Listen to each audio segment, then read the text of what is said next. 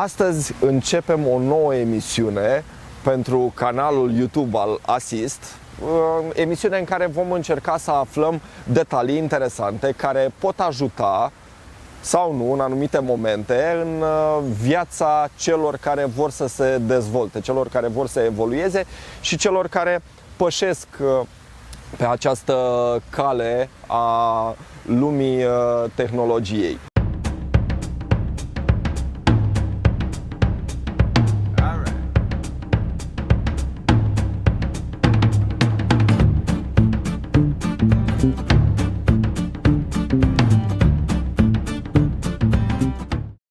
În această zi vorbim cu Marian. Salut! Spune-mi câte ceva despre tine. Spune-mi întâi cam ce vârstă ai. Ok. Și mai multe lucruri. Ce faci în momentul de față? Ok.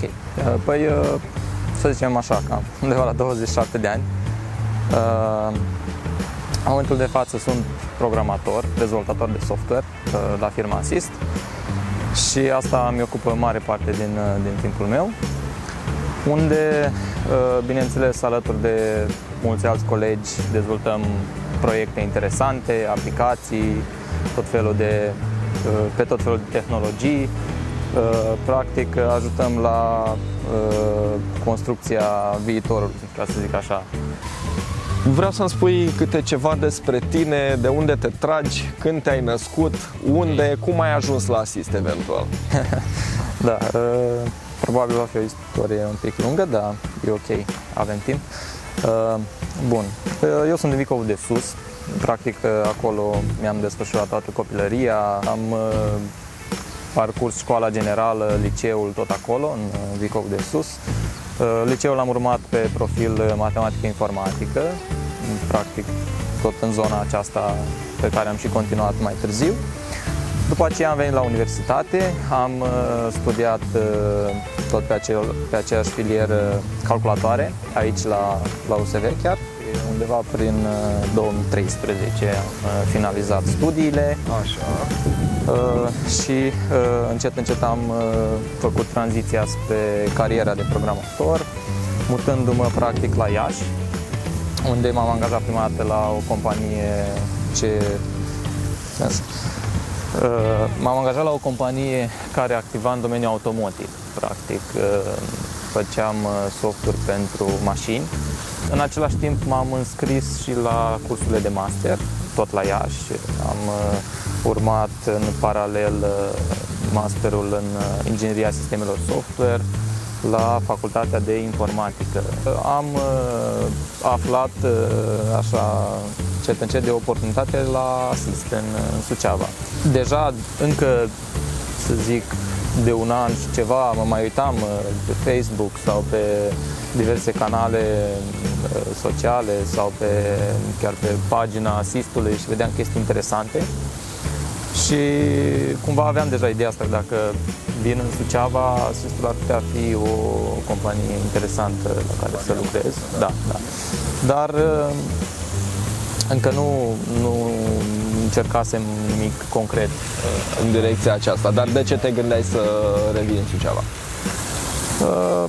Păi, în primul rând, e mai aproape de casă, e mai aproape de locul natal, unde am familie, am prieteni și era destul de greu distanța asta de la Vicov la Iași, destul de mare. Și da, cred că ăsta a fost unul din motivele principale. Și eu și soția mea avea tot aici familia, tot în Vicov. Deci ești și căsătorit. Da. Ești genul de persoană care ți-ai propus să le faci pe toate până la 30 de ani.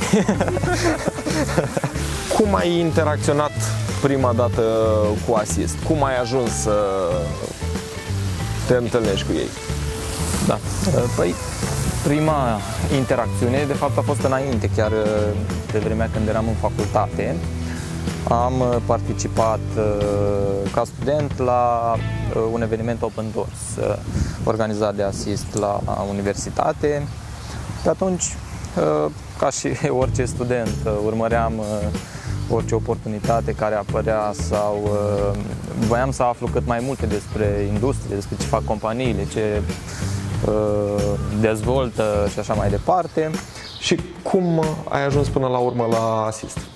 Da, păi după ce am aflat de oportunitate, bineînțeles am venit la niște discuții cu colegii de la Asist, cu domnul David, care conduce compania, și au fost câteva interviuri scurte pe o oră, două, sau nu mai țin minte exact. Scurte, asta înseamnă scurte, ok. Da, 3 ore poate maxim. Care este lucrul care te-a ajutat cel mai mult sau lucrurile care te-au ajutat cel mai mult din timpul facultății să ajungi să faci ceea ce faci? Ok. Păi au fost mai multe, pot să spun așa. Atât proiectele de școală pe care le-am tratat cu o seriozitate destul de mare, și concursurile la care am participat, concursurile studențești. Ai fost la multe? Pe echipe, în primul rând. Da, am fost, cred că de prin anul 2, semestrul 2 am început, și până în anul 4 aveam cel puțin un concurs per semestru. Era constant. Da. Se termina unul, începe altul. Ce apreciezi cel mai mult la oamenii cu care lucrezi, dacă ar fi să spui tot așa 3 puncte? Ok. Da, păi cred că în primul rând pasiunea, de care vorbeam și mai devreme. Practic, toți colegii cred că au pasiune în ceea ce fac și este, cred că, cel mai important lucru care ne unește și ne face să lucrăm împreună la proiecte interesante. Pasiunea pentru tehnologie sau pentru dezvoltarea ei. Cum stai la partea de hobby? Timp liber mai ai, mai puțin, și ce te pasionează în timpul care îl găsești liber? În ultima vreme, da, e din ce în ce mai puțin, datorită și rolului pe care l-am și proiectelor din ce în ce mai complicate, dar timpul liber pe care l-am încerc în primul rând să-l petrec cu familia. Am o fetiță de 1 an și ceva și începe să devină din ce în ce mai interesant, și atunci acord practic tot mai mult timp în interacțiunea cu ea. Iar ca hobby-uri aș zice jocurile pe calculator, deși în ultima vreme nu prea mai am timp aproape deloc, dar au rămas cumva acolo în background când voi mai prinde ceva timp. Așadar, ai terminat în 2013 facultatea, Da. ai continuat cu masteratul și acum am înțeles că nu te lași și vrei și doctorat, nu? Da, m-am înscris anul trecut, din 2017, am început, da, și încerc să găsesc timp și pentru asta. Ce faci acolo? Momentan fac niște research pe niște dispozitive care au legătură în principal cu realitatea augmentată, ceva mai nou, mai la modă, ca să zic așa. Și lucrez pe un dispozitiv care face eye tracking, adică îți urmărește privirea. Și în prezent organizez un experiment cu dispozitivul respectiv pe un eșantion de 15 persoane aproximativ.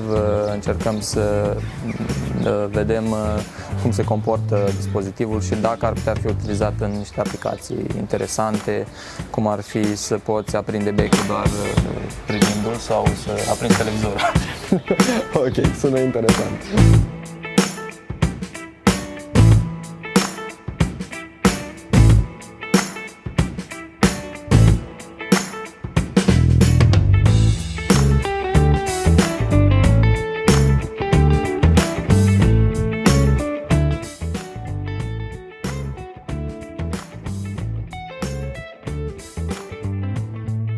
Și am ajuns și în biroul tău. Care este cel mai interesant proiect la care ai lucrat până în momentul de față?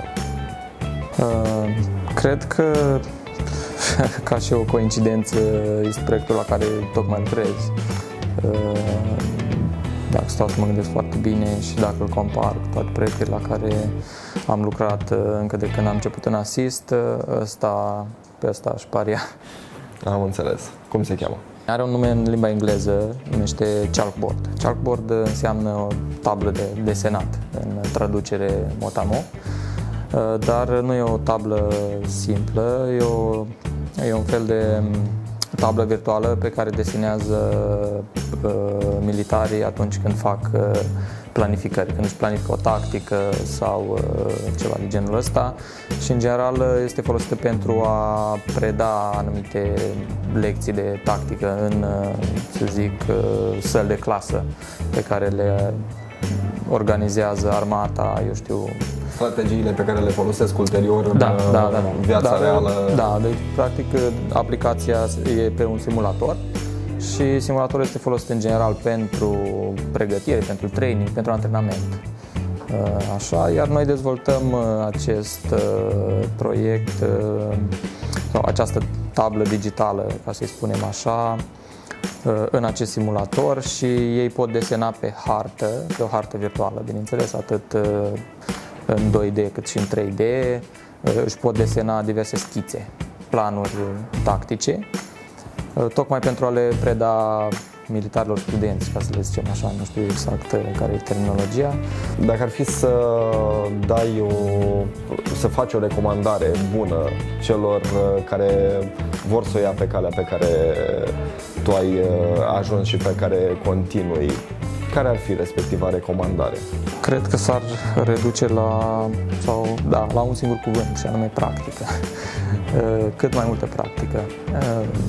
Eu personal am urmărit acest principiu și m-a ajutat foarte mult și îmi dau seama că doar lucrând la proiecte din ce în ce mai complexe îți poți dezvolta toate abilitățile de care ai nevoie și nu pe bucățele, cum îmi place mie să spun.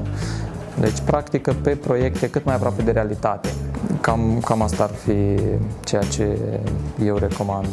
Proiecte cât mai real life.